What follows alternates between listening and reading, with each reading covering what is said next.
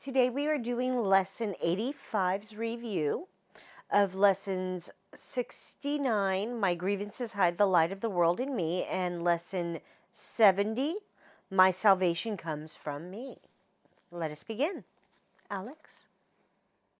Today's review will cover these ideas of Lesson 69, My Grievances Hide the Light of the World in Me, and then on the second part is Lesson 70, My Salvation Comes from Me.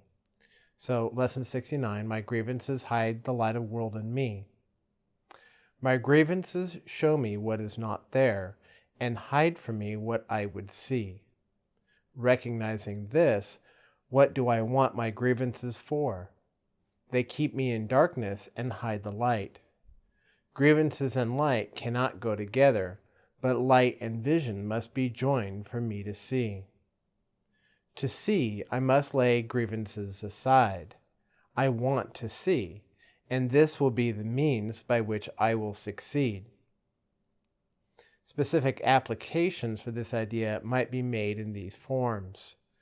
Let me not use this as a block to sight. The light of the world will shine all of this away. I have no need for this. I want to see. Excellent. Thank you. Mm-hmm. So, once again, folks, it's like I was speaking about yesterday. You are putting a wall between you and your brother when you hold a grievance. You are wrapping around them a mental picture that's in your own mind. Like a blanket, you are wrapping it around them. And that is the picture you are seeing. And what you are doing is you are passing judgments of what it is you think and believe they are or are not doing, should or should not be doing. And as you do this, you change what is really happening before you. And so you end up getting angry and upset and triggered by these things that are being said and done by your brother.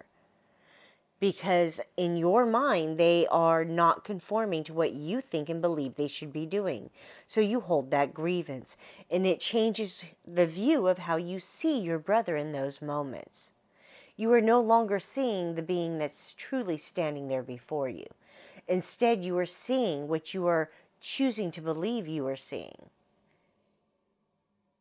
And in many ways, that's just a wall you've placed there of a picture you have painted in your own mind. So, as it says here, let me not use this as a block to sight. The light of the world will shine all this way. All this away. I have no need for this. I want to see. Anytime you feel any kind of anger, upset, anything triggering you in any way, your brother is saying this, doing that. Anytime you feel like you are holding a grievance inside your heart against them for some reason, any reason, recognize that you are not seeing them truly. You have the misperception. And it's only when you choose to drop all of that and say, okay, I'm misperceiving, and ask for the correction. When you choose to set all that aside and pretend, even just for a moment, that they are not what you think they are, you open a door to being able to see them as they truly are. Please continue. Lesson 70, My Salvation Comes from Me. Today I will recognize where my salvation is. It is in me because its source is there. It has not left its source, and so it cannot have left my mind. I will not look for it outside myself. It is not found outside and then brought in. But from within me, I will reach beyond, and everything I see will but reflect the light that shines in me and in itself. These are the forms of the idea. These forms of the idea are suitable for more specific applications. Let this not tempt me to look away from me for my salvation. I will not let this interfere with my awareness of the source of my salvation. This has no power to remove salvation from me. Excellent. Thank you. So what that's speaking of, folks, is recognizing that you have the power within you. You are the one that makes all the choices and decisions here. You know, all these lessons, that's what they're pointing to. You are the one that makes the choice and the decision in everything on how you choose to perceive, think, do, and believe. And the salvation that they speak of comes from within you. Because nobody else makes these choices and decisions for you. You make them yourself. And it matters not if you are choosing to blindly follow and believe somebody else. That is still your choice to do so. And you are still responsible for that choice and for doing those things you do. And it's recognizing that every time you choose to follow somebody else, blindly believe whatever it is you're reading, you are choosing to not look within and follow the guidance within you. You are not choosing salvation. In those moments, you are choosing the ego mindset and the ego thought system. You are choosing to try and find it outside of you, and it's not there. Your salvation does not come from outside of you. It's always been within you. But you have to go within and stop looking out there in the world. Stop looking in your brothers. And it matters not if it is your mom, your dad, your grandparents, your brothers, your sisters, your cousins, aunties, uncles.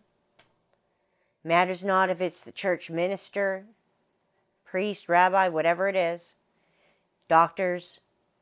Stop looking outside of you. They do not have the answers. Stop looking in books. It does not have the answer. It can give you an idea of a way to go, but it does not have the answer. It's only when you take that information within you and question it within you and ask for the truth of it that you will find your guidance and your salvation.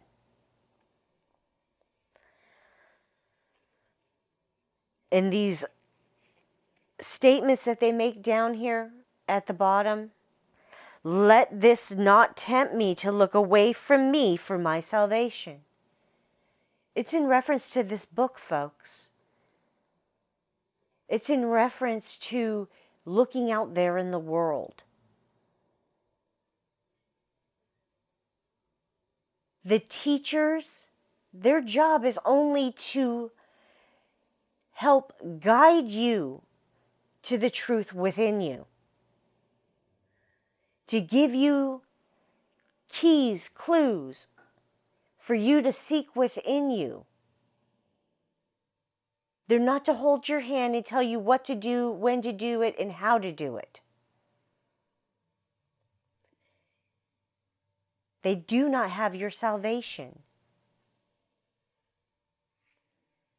And the next one. I will not let this interfere with my awareness of the source of my salvation. Once again, your salvation comes from within you. It is not out there. Always recognize it comes from within. The choices and decisions you are making, the things you choose to believe in that have been handed to you, these are the things you are to look at and to choose to let go of.